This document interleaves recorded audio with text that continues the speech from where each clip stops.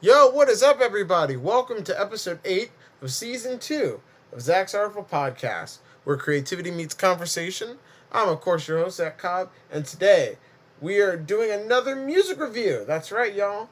Today we are reviewing Schoolboy Q's Blue Lips. So, sit back, relax, and enjoy the ride.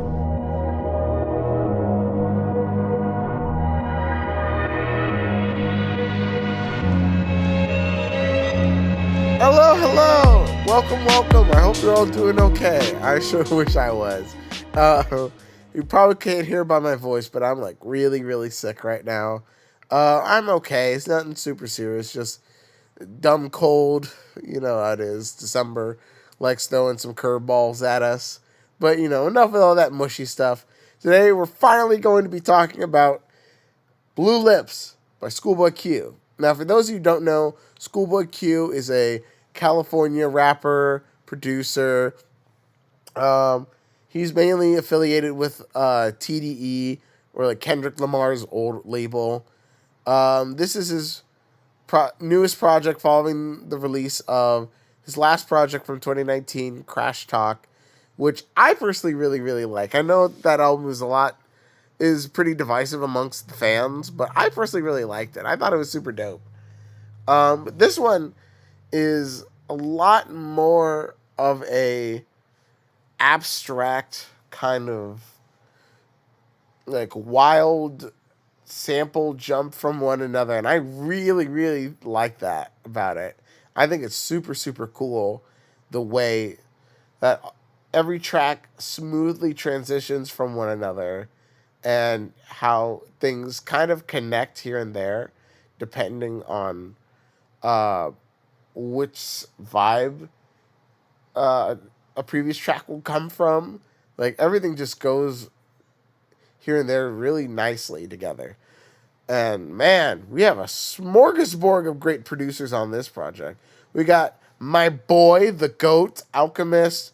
We got DJ Khalil, Childish Major. Schoolboy Q does some production on here. Jason Wool, Kyle Banks, Lo the Great, Mike Hector, got Young Exclusive. We got some good stuff up in here, you know what I'm saying? We also have a lot of great features from Art-Ful, Childish Major, Juicy, Rico Nasty. Yeah, man, we got a lot of good stuff. So we'll just kind of go through one by one overall thoughts. Um, Pop is like for me was the true starter track on this album. Like it really, really has this dark, dark vibey vibe to it, but it's also super hype at the same time. And then the surprise Rico feature at the end was really cool to hear. Um, so I really liked the way so that was a highlight for me. We also have Lost Times, but featuring Juicy, featuring my favorite Alchemist beat of the year. Like that production on that track especially is so good. It's so simple, but it's so effective. I love it, love it, love it. We also have Ohio featuring Freddie Gibbs. Freddie Gibbs is not missed to me. Like I have not heard a bad Freddie track or like a bad song featuring Freddie on it. Like he has been consistently the best part of any featured track that he's on. So I really, really like it. Um, while I do like the abstract nature of it, I do wish there was a bit more of a. I wish more tracks lasted longer to really sell the impact of what's the theme, or what, or the let the atmosphere of a song really fully process itself. If that somewhat makes sense. But yeah, overall, this was a really, really great album, and I give this a solid 4 out of 5. I think it's his best album, but I know we'll have to wait like 1,000 years for the next Schoolboy Q album to come out. But it is what it is. I'm just happy we got something good.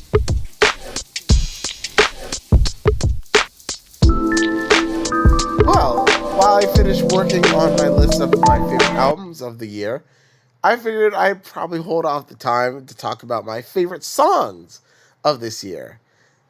So I want to get off some honorable mentions before we get into the top 10. Honorable mentions will go to Dead Man by Alessia Cara. I love, love, love the horns on this song towards the end. It's so, so good. Man, this is some smooth, smooth production. It's been a while since I last listened to her, so I'm really excited to see what this new album has in store. Next one is From Here by No Worries featuring Snoop Dogg and October London. This song would have made my list if I didn't have another song from the album.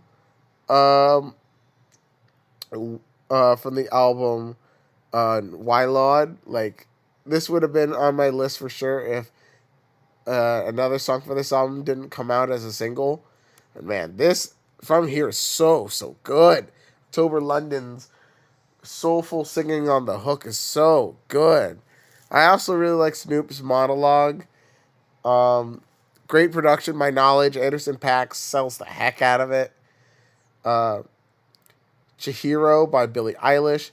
That bass is so good. That is a smooth bass line. Oh my gosh. This is some of Phineas's best production. It's so smooth. I love it. And then lastly, Symptom of Life by Willow. I have never heard such a uniquely structured song like this before. Like, the tempo switch up and the progressions are different from each other, but it still flows naturally with each other. It's so good. I love this. I love the lyricism on this one. Willow's belting towards the end is so good. So definitely give those songs a recommendation. And now we get into the actual list. Number 10 is Daydreaming from No Worries. This song blew me away with how smooth and retro it sounds. It literally sounds like something from one of those vaporwave. Like, if you see a wallpaper vaporwave, you just hear this song. The guitar solo towards the end is fantastic. I love this song. So now we get to number 9, Cinderella by Remy Wolf. Any song with a bell in the instrumentation automatically gets a win for me. I love how funky this song is and how it uses color as kind of like a metaphor for moods. I really love Remy singing on this one. The horns are definitely another highlight. They're so strong and tight. It's really, really great. Number 8, Steps Beach by Childish Gambino. Of course my boy had to appear on this list. You know, it wouldn't be an official Zach list without Childish Gambino on here. But in all seriousness, I really, really love the chill vibe of this song, especially the luscious, luscious acoustic guitar provided by the GOAT Steve Lacy. Gambino singing on this one is really nice. It's not pulled back, but it doesn't need to be. You know, it's nice and soft, and it complements the vibe and instrumentation really, really greatly. And number 7, Lost Times, Schoolboy Q featuring Jawuzi. Like I mentioned in the review segment, this is my favorite Alchemist beat of all time. It's grimy, but it has layers to it, even though it feels like it's just a repeating sample over and over. It's so good. That hook is great. Schoolboy Q gives a killer performance. So I want to give this song a shout out. Number 6, Sticky, Tyler the Creator featuring Sexy Red, Glorilla, and Lil Wayne. Man, this was a collab I was not expecting to love as much as I did. But everyone came through with dope verses. This is and great, great, great energy and production. Like, track was the absolute highlight from Chromacopia for me. So I'm really, really excited to see what the future holds for Tyler's next project. And now we have finally reached our top 5. So number 5 is Standing Next to You by Jungkook of BTS. This was the first song of the year that I already knew that I wanted on my list. This song has one of my favorite bass lines of the year. It's so captivating and it just makes you want to freaking dance, man. Cook hits some really, really smooth melodies, especially towards the pre-chorus. Some good stuff. Definitely check out the Usher remix too. That one's really good as well. Now we have number 4, Little Blue by Jacob Collier featuring Brandy Carlisle. Now, Jacob Collier's album this year, Jesse Volume 4, may have been a disappointment, but there are still some highlights. This song in particular being one of them.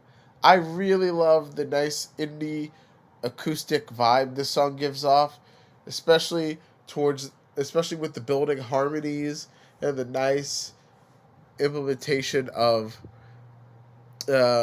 harmony blends towards the ending part of the track. Jacob and Brandy have great chemistry with each other. These lyrics, while simple, are really, really effective at bringing out the emotion of a song about being with someone and not wanting them to be alone. And I really, really love that. Number 3, In the Living Room by Maggie Rogers. Maggie Rogers is someone who I felt like should have gotten mainstream attention long, long ago. Ever since she popped up on the scene with Pharrell's reaction to her then in development track Alaska, and she returns this year with an awesome new indie rock track that shows off her amazing vocal range. She just has a great, great voice. It's so infectious and just makes you smile listening to her sing, and I really, really love it. Number 2, Opta, Rosie and Bruno Mars. I know nothing of Blackpink. I was just here for the Bruno Mars, but I came out liking both performances. This song is so much fun. I love the chemistry they have on the song. I just love the novelty concept of making a Japanese game into a song. It just works so well. I just love it. And speaking of Bruno Mars, my number 1 song of 2024 is Die With A Smile by Bruno Mars and Lady Gaga. Like, what else can I really say about this song? It's a freaking masterpiece. Like, Gaga and Bruno's chemistry is amazing. It's so cutesy, but it's so genuine at the same time. The harmonies on the pre-chorus is so good. It's so good. That guitar in the guitar solo is nice. It's so good. It's so good. And that's why it is my number 1 song of the year.